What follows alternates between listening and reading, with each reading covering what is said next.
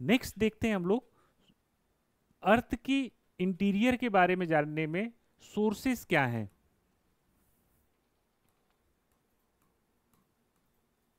Sources यानी वह sources जिससे हमें अर्थ के इंटीरियर को जानने में सहायता मिलती है। ठीक। अब सोचो आप अर्थ का इंटीरियर जो है इसके यदि सरफेस से अर्थ के सरफेस से इसके सेंटर तक जाओगे तो यह डिस्टेंस जो है आपकी लगभग 6371 यानी 6371 किलोमीटर लंपसम जो है इतनी आपकी मानी जाती है। जब आप मैथ पढ़ते हैं तो वहां पर 64,000 कर लेते हैं। ठीक है, ज्योग्राफी में आप 6371 किलोमीटर मानते हैं। इतनी डेप्थ तक जो है इसका ये अर्थ का सेंटर यानी इतनी गहराई है। ठीक, इसको ऐसे समझें कि भारत को जो है इसमें जो है अर्थ के इंटीरियर में 2 बार डुबाया जा सकता है। इंडिया जो है, इंडिया यानी कश्मीर से लेके कन्याकुमारी तक यदि इसमें सबमर्ज किया जाए, इसमें डुबाया जाए, 2 बार इंडिया इसमें डूबेगा तब जाके सेंटर पे पहुंचेगा। तो ऐसे इमेजिन किया करिए कभी कभी किसी चीज के बारे में, तो वो ज़्यादा इफेक्टिव होता है। ठीक, तो इस डेप्थ तक की हमको जानकारी चाहिए, तो इसके लिए हमारे पास सोर्सेज क्या हैं। तो यह सोर्सेज जो हैं पृथ्वी के आंतरिक भाग को जानने के जो सोर्सेज हैं वह 2 प्रकार के होते हैं। एक होता है आपका डायरेक्ट सोर्स,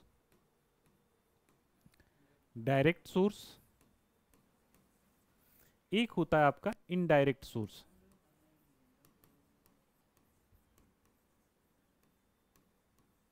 ठीक, डायरेक्ट सोर्स का मतलब हुआ कि इसके अंदर से आपको कुछ जानकारी, मतलब या तो आप एज ए ह्यूमन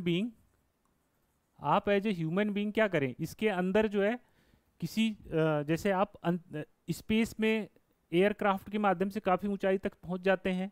ठीक, तो उसी तरह से आप क्या करें, इसके अंदर जाएं तो आपको जानकारी मिल सकती है, लेकिन हम अंदर जा नहीं सकते। मतलब डायरेक्ट का मतलब कि हम अपनी आंखों से जाके या यहां से कुछ हमको मैटर हमारे पास आए उसको जान पाए। तो हमारे पास डायरेक्ट सोर्स जो हो सकता है वह है एक आपका वोल्केनो।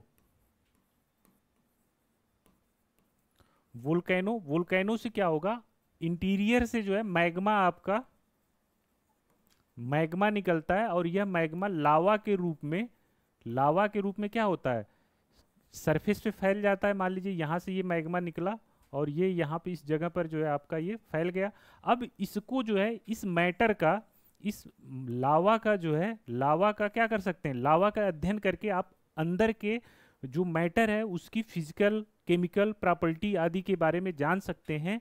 और वहां से एक जो है आप क्या कर सकते हैं, इन्फरेंस ड्रा कर सकते हैं कि हमारा अर्थ का इंटीरियर कुछ इस तरह से होगा। तो वोल्केनो एक हमारे जो है डायरेक्ट सोर्स है। दूसरा आपका जो है ड्रिलिंग है। अच्छा देखिए, अब इस वोल्केनो का लिमिटेशन क्या है। वोल्केनो जो है मैक्सिमम जो है कहां तक, ये मान लीजिए 400 to 700 किलोमीटर की गहराई से ही ये मैग्मा ऊपर आता है मैक्सिमम जो है। तो यह जो है क्या हो जाएगा सॉरी, इसका लिमिटेशन हो गया कि ये बहुत कम डेप्थ तक की ही बात बता सकता है। ये मैग्मा जो आएगा पूरी जानकारी नहीं दे सकता है। ठीक, तो यह इसकी लिमिटेशन हो गई। दूसरा हो गया ड्रिलिंग। ड्रिलिंग का मतलब हो गया कि आप कुछ यंत्र लेके यहां पर जो है क्या करिए, ड्रिलिंग करिए यानी होल करिए इसके अंदर। अब यह ड्रिलिंग जो है, ड्रिलिंग के माध्यम से आप जितनी गहराई तक जाएंगे तो टेम्परेचर में क्या चेंज हो रहा है, वहां से उस गहराई से कुछ मैटर आप निकालेंगे तो उसकी प्रॉपर्टी से आपको पता चलेगा। तो कुल मिला के ड्रिलिंग से भी हमें कुछ इंफॉर्मेशन मिली है। तो ड्रिलिंग से हम लोग जो है अभी तक जो है मैक्सिमम 12 किलोमीटर की डेप्थ तक गए हैं। और यह 12 किलोमीटर की डेप्थ जो है आपका कोला पेनिनसुला है। कोला पेनिनसुला आर्कटिक सी में है।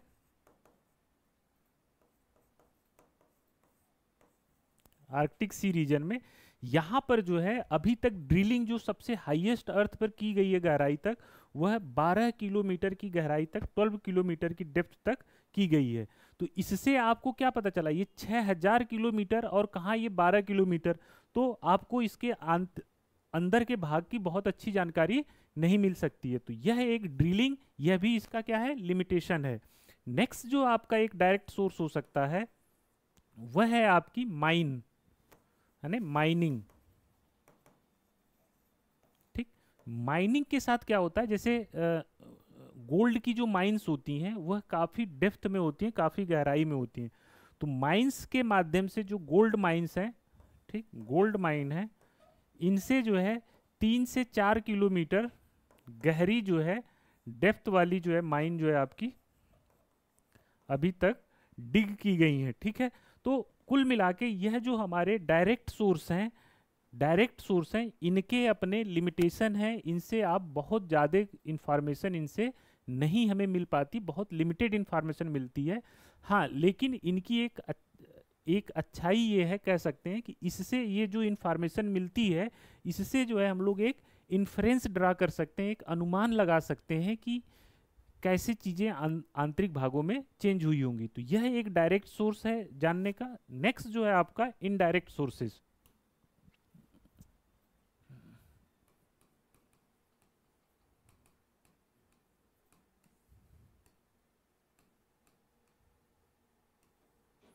देखिए, जो इनडायरेक्ट सोर्सेज है वह जो है आपका जो सबसे इंपॉर्टेंट है,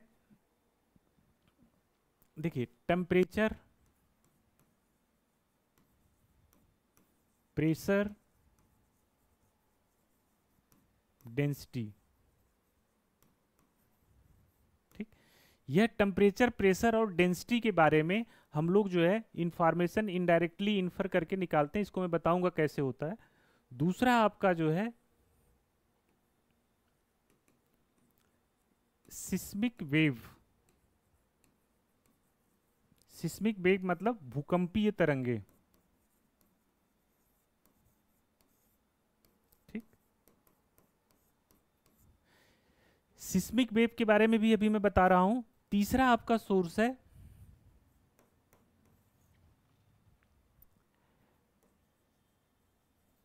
मेटियोर्स।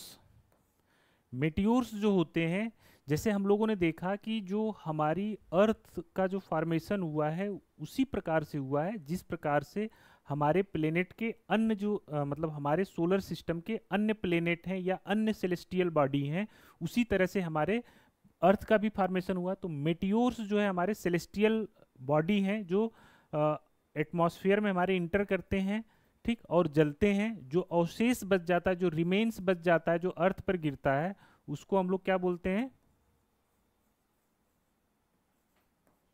मेटियोराइट्स।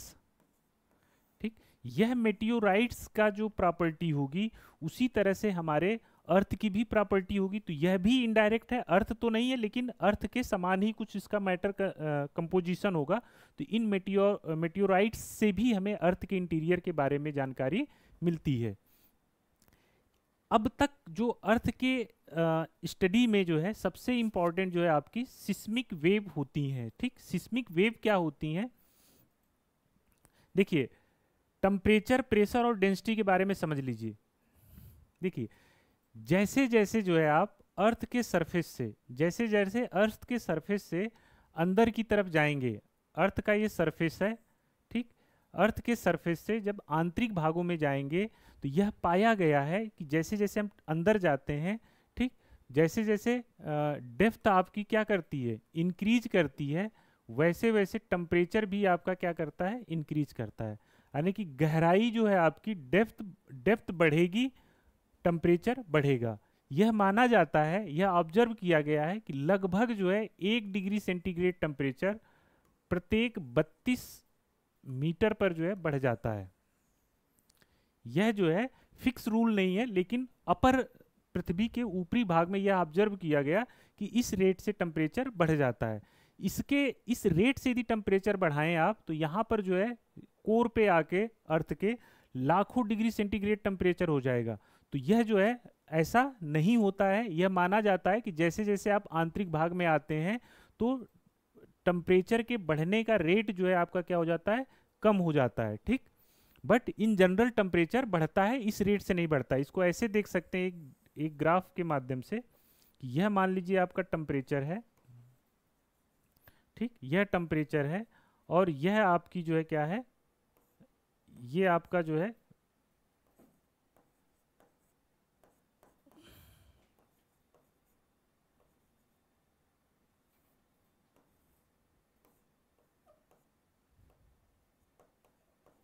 ये मतलब जो है ये गहराई है। तो जैसे जैसे जो है आप पृथ्वी के आंतरिक भागों में जाएंगे, पृथ्वी के आंतरिक भागों में जाएंगे तो टेम्परेचर जो है ये बढ़ता है, और यहाँ पर आकर लगभग जो है 6000 डिग्री सेंटीग्रेड, यानी कि कोर पर आकर लगभग जो है 6000 डिग्री सेंटीग्रेड टेम्परेचर आपका हो जाता है। ठीक, तो यह टेम्परेचर अर्थ के इंटीरियर में आपका बढ़ता हुआ दिखाई देता है। इसी तरह से डेंसिटी भी जो है, जो ये टेम्परेचर हो गया, डेंसिटी के बारे में भी बोला जाता है कि जो डेंसिटी है, डेंसिटी भी जैसे जैसे आप जो है पृथ्वी के आंतरिक भागों में जाते हैं तो डेंसिटी में भी जो है आपकी वृद्धि होती है। यह पृथ्वी का ये 0 किलोमीटर है, यह मान लीजिए कि जो है 2900 किलोमीटर है, यह मान लीजिए 5100 किलोमीटर है, और यह जो है 6300 किलोमीटर है। ठीक, तो यह आंतरिक भागों में आते आते डेंसिटी जो है आपकी कुछ इस तरह से बढ़ जाती है। ठीक, यह डेंसिटी का ऑब्जर्वेशन किया गया है साइंटिस्टों के द्वारा। ठीक, तो यह माना गया कि जैसे जैसे आप जो है अंदर की तरफ जाएंगे, पृथ्वी के आंतरिक भाग में जाएंगे, डेंसिटी बढ़ती जाती। इससे ऑब्जर्वेशन निकलेगा, क्या निकलेगा अभी हम बताएंगे। इसी तरह से प्रेशर के बारे में आप देखेंगे तो जब जो है यह मान लीजिए प्रेशर है, यह जो है आपका डेप्थ है, मान लीजिए कि यह जो है 6371, ये 5150, 2900। ठीक, जैसे जैसे आप पृथ्वी के आंतरिक भाग में जाएंगे तो प्रेशर भी लगातार बढ़ता जाता है। यहाँ पर मान लीजिए जैसे पृथ्वी का सरफेस है, तो पृथ्वी के सरफेस पे जो प्रेशर लगता है आपके ऊपर, वो हवा का वेट होता है, एयर का वेट होता है, एयर कॉलम का वेट होता है। तो पृथ्वी के सरफेस पे जो वेट होता है एटमॉस्फेयर एयर कॉलम का, उसको हम लोग बोलते हैं एटमॉस्फेरिक प्रेशर, वायुमंडलीय दाब, एटमॉस्फेरिक प्रेशर। जैसे जैसे आप सोचिए कि पृथ्वी के आंतरिक भाग में जाएंगे, ठीक, यहाँ पर आपका 1 एटमॉस्फेरिक प्रेशर आपका जो है लग रहा है। ठीक, जैसे जैसे आप पृथ्वी के आंतरिक भाग में जाएंगे तो प्रेशर आपका इंक्रीज करता जाएगा, एटमॉस्फेरिक प्रेशर इंक्रीज करता जाएगा। कैसे? प्रेशर क्या होता है, देखिए, यह सपोज करिए यहां पर आप खड़े हैं, ठीक, आपके ऊपर आपका ये एरिया हो गया, यानी आपका यूनिट एरिया हो गया। इस यूनिट एरिया पर पड़ने वाला भार, वेट, तो आप जब सरफेस, अर्थ के सरफेस पे हैं तो केवल एयर का वेट पड़ रहा है, लेकिन जैसे ही आप यहाँ पर आएंगे, इस जगह पर आएंगे, तो क्या होगा, यहाँ पर जो मटेरियल है, अर्थ का जो मटेरियल है, इसका भी वेट बढ़ेगा। तो कुल मिला के अर्थ के आंतरिक भाग में जाने पर प्रेशर बढ़ता है, और यहाँ पर आकर प्रेशर लगभग जो है 6000 किलोमीटर, लगभग 40 लाख एटमॉस्फेरिक प्रेशर आपका हो जाता है। इधर जो है 51 पर लगभग जो है 35 के आसपास होता है, 35 लाख एटमॉस्फेरिक प्रेशर। यहाँ पर आपका क्या है, 1 एटमॉस्फेरिक प्रेशर। तो कुल मिला के यह प्रेशर बढ़ता है। इन सब के माध्यम से, प्रेशर, टेम्परेचर और डेंसिटी, इन तीनों के माध्यम से हम अर्थ के इंटीरियर के बारे में जान सकते हैं कि कहाँ पर सॉलिड है, कहाँ पर लिक्विड है, कहाँ पर क्या स्थितियां होंगी। तो ये टेम्परेचर, प्रेशर के माध्यम से भी हम अर्थ के इंटीरियर के बारे में जान सकते हैं। इसको जो है, यही टेम्परेचर प्रेशर को आप जो है अर्थ का फिजिकल प्रॉपर्टी भी कह सकते हैं कि मतलब जो है कि वह उसके अंदर की फिजिकल कंडीशंस कैसी हैं, यानी टेम्परेचर, प्रेशर और डेंसिटी की स्थिति क्या है। तो इनके माध्यम से भी हम जो है अर्थ के इंटीरियर को जान पाते हैं। इसमें जो सबसे जो इनडायरेक्ट सोर्सेज में जो सबसे इंपॉर्टेंट सोर्स है जिससे हमें पृथ्वी की जानकारी मिलती है, वह है आपका सिस्मिक वेव। यह है आपका सिस्मिक वेव। थोड़ा सा हम लोग देख लेते हैं सिस्मिक वेव के बारे में, इसको हम लोग आगे डिटेल में पढ़ेंगे, फिलहाल थोड़ा सा देख लेते हैं सिस्मिक वेव से हमें जानकारी कैसे मिलती है।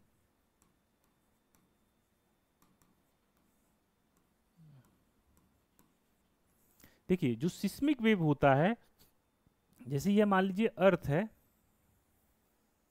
ठीक, अर्थ के किसी जगह पर जो है अर्थक्वेक, मतलब कुछ भूकंप टाइप का आ रहा है। किस कारण से आ रहा है वो आगे आप लोग देखिएगा जब हम लोग अर्थक्वेक पढ़ेंगे। तो यहाँ पर जो है सिस्मिक वेव जनरेट होती है किसी जगह पे अर्थ के नीचे, ठीक। इस जगह से सिस्मिक वेव जो है, जो सबसे पहले जिस जगह पर, जहाँ पे ये जनरेट होती हैं, उसको हम लोग बोलते हैं फोकस।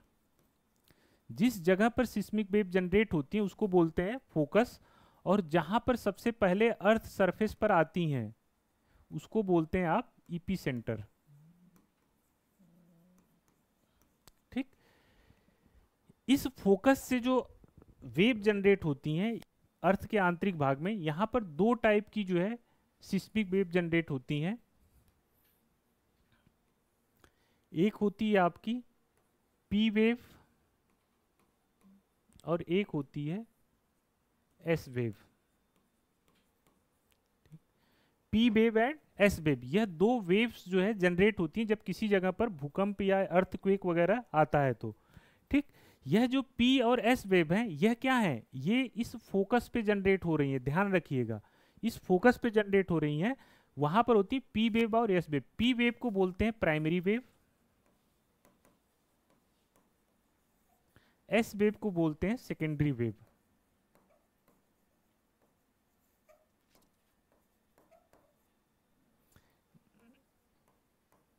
ठीक, यह जो पी और एस वेव है इसकी जो वेलोसिटी होती है, पी वेव की वेलोसिटी जो होती है आपकी,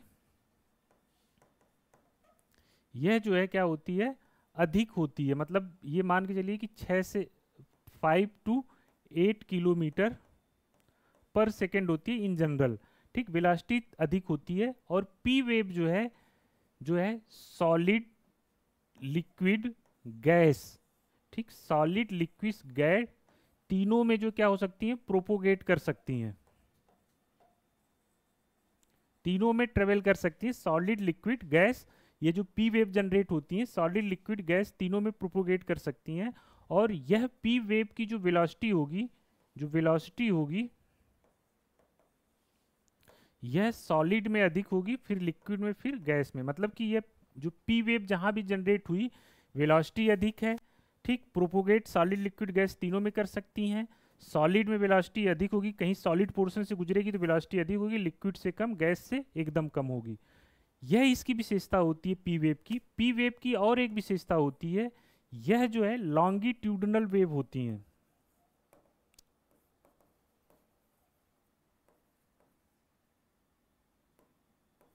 लॉन्गिट्यूडनल वेव होती है। लॉन्गिट्यूडनल वेव का मतलब हुआ कि यह मान लीजिए कि जो है, यह मान लीजिए कि कोई मटेरियल है, यहाँ पर पी वेव जनरेट हो रही है, तो यदि आप यहाँ पर जो है सपोज करिए इस जगह पर इस तरह से इसको एक हथौड़ी से इस पे जो है टक्कर लगाइए यहाँ पर, तो जब ये टक्कर लगाएंगे तो यहाँ पर क्या होगा, यहाँ का जो मैटर होगा एक जगह ये जो क्या होगा, स्क्वीज करेगा, फिर जो है स्ट्रेच करेगा, स्क्वीज करेगा स्ट्रेच करेगा। इसकी मतलब ये ऐसे ऐसे, मतलब इसको ऐसे देखिए, ये इस तरह से कुछ होगा यहाँ पे जो है, फिर ये थोड़ा सा गैप आएगा, फिर ये स्क्वीज करेगा, फिर जो है यहाँ पर स्ट्रेच करेगा, फिर स्क्वीज करेगा। मतलब प्रोपोगेशन जो वेव जनरेट होगी वह एलॉन्ग द, मतलब ये मैटर होगी। ठीक है, ये इस तरह से होगी।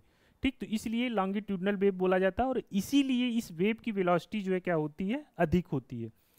तो अब देखिए ये पी वेव जो है सॉलिड लिक्विड गैस तीनों में ट्रेवल कर सकती है। जो ये सेकेंडरी वेव है, सेकेंडरी वेव जो है केवल ओनली सॉलिड में ट्रेवल कर सकती है,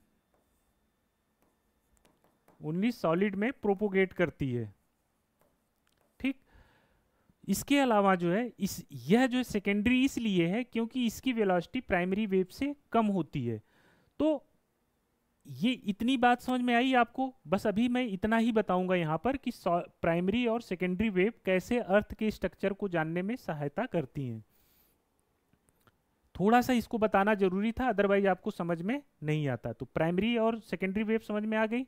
अब देखिए ये वेव जो है, ये जो सेकेंडरी वेव है, ये जो है जैसे ये इस तरह से ट्रेवल करते हैं तो ये वाली जो है ऐसे ट्रेवल करती हैं। ठीक, मतलब परपेंडिकुलर मूव इनका होता है, इतना जान लीजिए। अब देखिए ये सिस्मिक वेव जो है किस प्रकार से अर्थ के इंटीरियर को जानने में हेल्पफुल होती हैं।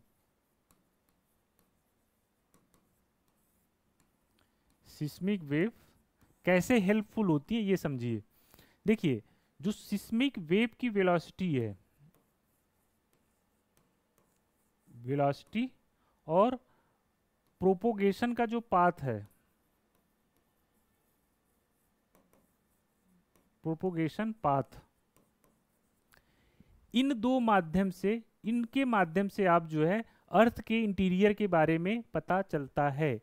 देखिए यदि वेलोसिटी जो है, वेलोसिटी यदि जो है मान लीजिए कोई ये अर्थ है, ठीक, यह देखा गया है, थोड़ा सा देख लीजिए, इसका भी एक ग्राफ देख लीजिए। यह देखा गया है कि जब ये पी और एस वेव का अध्ययन किया गया तो यह देखा गया, यह मान लीजिए कि वेलोसिटी है, ठीक, यह जो है डेप्थ है, यह मान लेते हैं कि यह जो है आपकी 2900 किलोमीटर है, यह जो है आपका 5150 किलोमीटर है, यह जो है आपका 6371 किलोमीटर है, यह डेप्थ है। तो यह देखा गया, यह ध्यान से बनाइएगा, इस डायग्राम को जरूर बना लीजिएगा। यह देखा गया कि जब जो है पी वेव जो है, पी वेव मान लीजिए यहां पर ओरिजिन हुई उसकी जीरो से थोड़ा सा अंदर होगी, मान लीजिए ये तो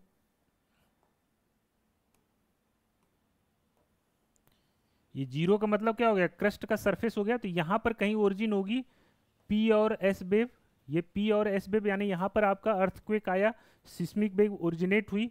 इस जगह पर आप देखेंगे तो आप देखेंगे कि जैसे जैसे जो है डेप्थ बढ़ती जाती है, ठीक, जैसे जैसे डेप्थ बढ़ती जाती है तो पी, ये पी वेव मान लेते हैं, तो यह पी वेव जो है ऐसे जाती है, ऐसे इस तरह से, और यहां पर इसकी वेलोसिटी जो है थोड़ा सा कम होती है, ठीक, वेलोसिटी कम होती है। फिर जब जो ये 51 पर आती है, इसके बाद फिर से अचानक इसकी वेलोसिटी जो है आपकी बढ़ जाती है। यह पी वेव है, ठीक, इससे पता चला। और एस वेव के बारे में यह देखा जाता है, एस वेव के बारे में देखा जाता है कि यहां पर ये जनरेट होती है, यहां पर ऐसे जनरेट होती है और यहां पर आके ऐसे खत्म हो जाती है। देखिए एस वेव हो गया, यह पी वेव हो गया। तो एस वेव जो है 2900 किलोमीटर की गहराई में जाके यह इस जगह पर जब आती थी, इसके बाद यह डिसअपीयर हो जाती, नहीं दिखाई देती। इससे पता चलता है कि यहां पर क्या होगा, इस भाग में जो है लिक्विड होगा,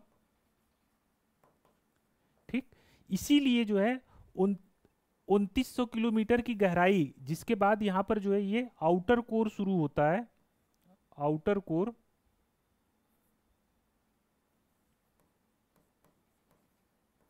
आउटर कोर होता है, जिसको माना जाता है कि यह लिक्विड है। फिर इसके बाद जो है पी वेव, एक तो ये हो गया कि एस वेव डिसअपीयर हो गई, क्योंकि एस वेव जो है केवल सॉलिड में जा सकती थी, इसलिए जो है अगला भाग 100% लिक्विड होगा, यह पता चल गया। दूसरा आपका यह पता चला कि पी वेव इससे लिक्विड है, इससे और पता चला कि इसकी वेलोसिटी थोड़ा सा कम हो गई। इसके बाद यहाँ पर यह फिर से जो पी वेव है इसकी वेलोसिटी फिर से बढ़ जाती है, तो इससे पता चलता है कि यहाँ पर कुछ स्टेज जो है चेंज हुआ है, तो यह वाला भाग आपका सॉलिड माना जाता है, ठीक। तो यह मतलब पी और एस वेव की वेलोसिटी से, उनके अपीयरेंस से वह हैं कि नहीं है, इससे पता चलता है। इसके बाद जो है ये पी और एस वेव है, यदि अर्थ पे इनका बनाया जाए, ऐसे मान लीजिए यहाँ पर है, यह देखा गया है, इसको इस तरह से भी देखा गया है, यह मान लीजिए क्या है, कोर है, कोर है, इनर कोर और आउटर कोर दोनों है। यह यहाँ से वेव जनरेट हो रही हैं। यह देखा गया है कि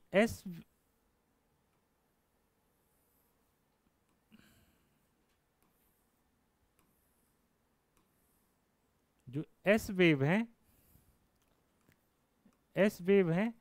एस वेव इस वाले भाग में, चूंकि यह लिक्विड है, यह इस तरह से पाया गया है, इससे ये इस वाले भाग में नहीं इंटर करती है, कुछ इस तरह से आपकी जो क्या हो जाती है, रिफ्लेक्ट, मतलब इनमें जो है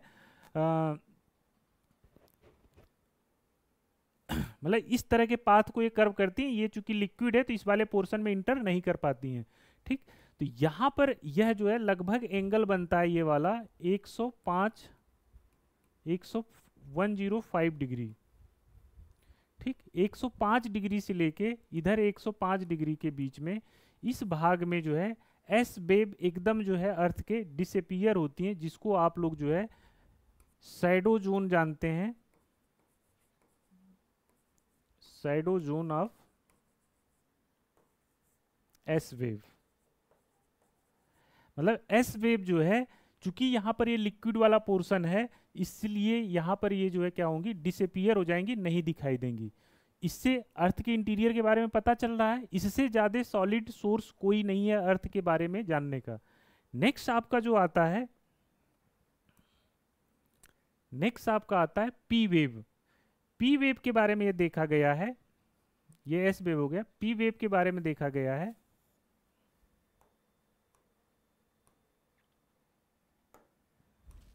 मान लीजिए यहाँ पर यह जो है इसका क्या है, यह मान लीजिए कोर है, कोर और इनर कोर और आउटर कोर दोनों है।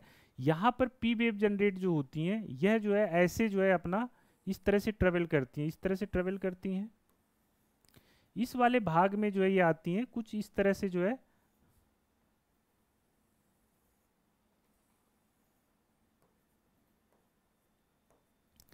यह जो भाग है लगभग 105 टू 145 डिग्री, यह वाला भाग में आपकी जो है कौन सी पी वेव नहीं दिखाई देती। यहाँ तो ये सब चलेंगी, इस वाले भाग में पी वेव जो है, पी वेव अब्सेंट होती हैं।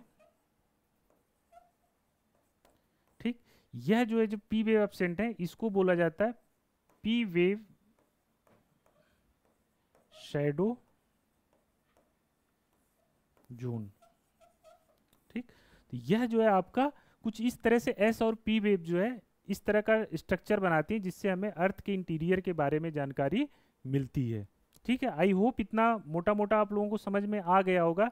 एस वेव, पी वेव, कैसे इसके बारे में, मतलब आपसे पूछा जाए कि सिस्मिक वेव से कैसे अर्थ के इंटीरियर की जानकारी मिलती है, तो आप इसको सिंपल वे में कह सकते हैं कि सिस्मिक वेव यानी पी और एस वेव की वेलोसिटी, इनका जो प्रोपोगेशन का जो पाथ है, इसके ऑब्जर्वेशन से हमें जो है अर्थ के इंटीरियर के बारे में जानकारी मिलती है, और इन्हीं के बेस पर हम जो है अर्थ का इंटीरियर जानते हैं।